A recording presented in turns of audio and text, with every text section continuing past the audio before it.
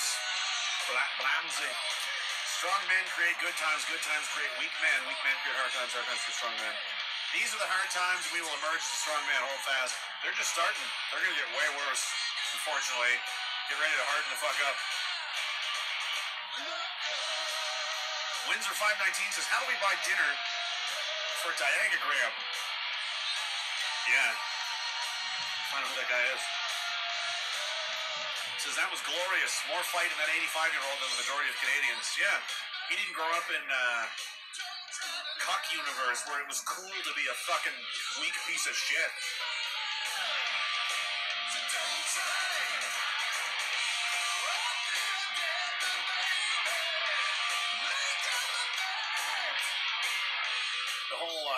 The whole rebelling against the modern world thing, you know, because the modern world is horrible and awful, obviously.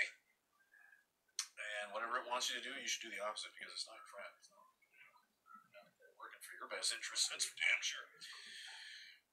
Okay. What's going on right now? The trucking strike, I guess. Yeah, that's pretty bad. Well, not bad. I mean, it's good. It's cool. Whatever. I mean, I'm not too worried about it, but there's going to be a lot of people living in cities that have absolutely nothing prepared whatsoever, that may not be able to get to a grocery store, that's not going to have any food anyway. Same guy I talked to, he's like, everything's fine, man. Just, I haven't even heard about that. It's not even happening, man. I'm like, okay. When you fucking complain to me about how you're hungry and I'm literally not going to answer the phone. I don't care. Like, you don't respect me enough to fucking consider that I know what I'm talking about and I'm not insane. I don't care. Like, the concern troll, you know, I'm not the one that rushed out and got a fucking vaccine because I got shook. That wasn't me, buddy. That was somebody else. Don't fucking, try and talk to me like I'm the one that needs fucking help. That ain't me. I'm not the one posting. And I don't post, poor me shit all over social media, this kind of shit. Like, dudes especially, pity does not buy you anything. Trying to make people feel sad for you, that's like a female thing. Women do that. Because they're looking for comfort and they're looking for somebody to, like, tell them it's going to be okay. We'll take care of you. Men don't do that. Right? Because it's just the big public theatrical display of, oh, woe is me. Oh, it's not a good look. Having a hard time, fucking talk to your friends. Figure it out. Don't make a big public spectacle out of it. And there's no value in being pitied. What does that get you? I feel bad. I want other people to feel bad for me too. Great. Now you feel bad, and now so do other people. Hey, here's a thought. Why don't you try being strong for other people, even though it's difficult and it sucks and it's hard? I guess that's the toxic masculinity thing they talked about. You might actually get a purpose out of it. It might actually make you feel better to know that you're shouldering a burden to protect other people, and you're deliberately, withstanding some, emotional difficulty for the fact that for other people, maybe your kids, your wife, your fucking younger brother, whatever, to see you fucking fall apart because things got a little difficult is not going to help anybody. Definitely not them. That's not going to make them feel good. Imagine being a 15-year-old kid and your dad is a fucking, oh my God, we're going to die. Oh, that's terrible. That's not good. Cry in the shower. But, that being said, there's a lot of guys that feel that way. I hope I didn't out the guy or anything. I don't think I did. I think I'm pretty sure I censored everything, but I get messages like that a lot. Which is fine. It's not the same thing as posting publicly on your social media, like, where? Ugh. Fuck. How annoying is that? Oh, shut the fuck up. Shut up, man. What do you want, a parade? Like, do you want people to come over and rub your belly? Like, what are you doing? Not the same thing as, like, try to text a guy and be like, listen, man, everybody, I would imagine that I think I know, like, we're all, nobody's pumped right now. Nobody's having a good time. Everybody's pretty stressed the fuck out.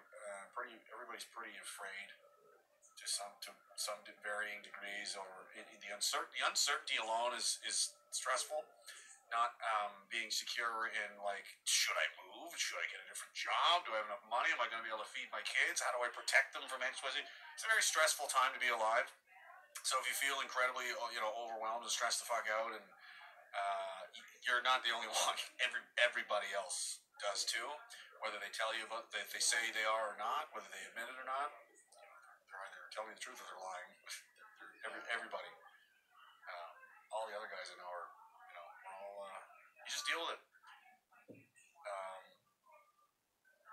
what's the thing? There is no courage without fear. If it was easy, if it wasn't a big deal, then everybody would be rock stars right now. That's the point. It's supposed to be hard.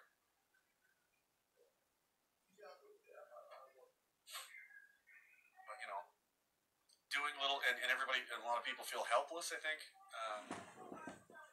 little things you can do to take control over your environment will restore some of that feeling of you actually do have control over your life and your day-to-day. Go exercise. Your body is literally yours, despite what the state thinks and despite what the top doctor. These they're idiots and they'll be dead soon anyway. They don't matter. You're in control of your own body and your own personal space. That's all you, baby. It's all you can do whatever you want with it. You can be a big fat slob, or you can be fucking David Goggins, or anything in between. It's up to you. Go for a walk, do some push-ups, do anything. That one act of defiance, because again, they want you to be weak, soft, sad, depressed, alone, fucking beaten. You just did that. That's like flipping at the bird, and that's one thing you can do that you control.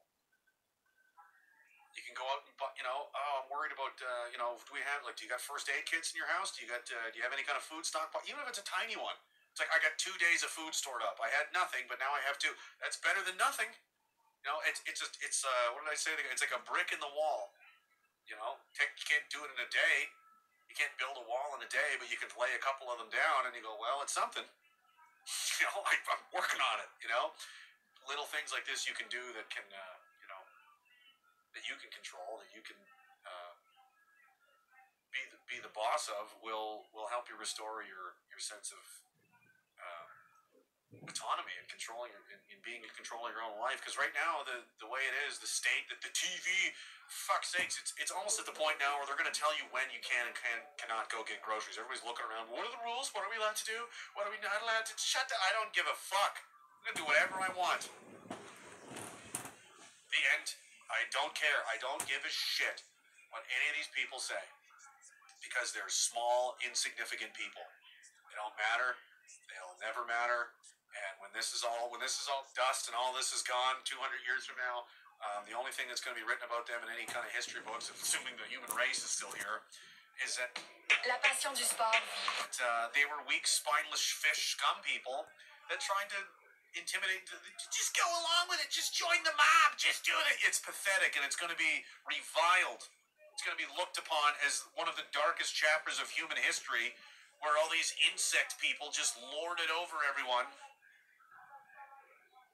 because of their own personal cowardice, because they were weak and allowed all this to happen, and everybody followed along with them, except for you guys that are holding out here. This would be over if it wasn't for you. Do you understand that? That's another thing. Like, as much as people are suffering and struggling and dealing, like,